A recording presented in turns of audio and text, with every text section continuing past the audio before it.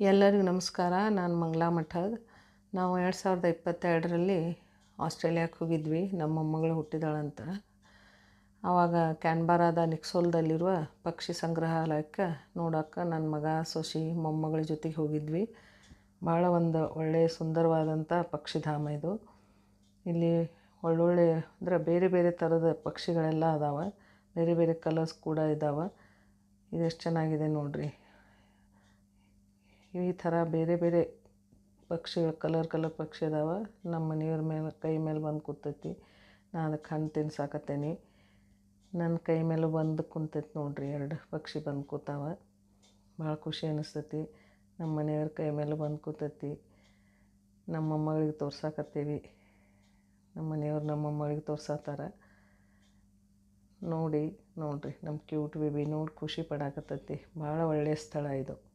ಭಾಳ ಸುಂದರವಾದ ಸ್ಥಳ.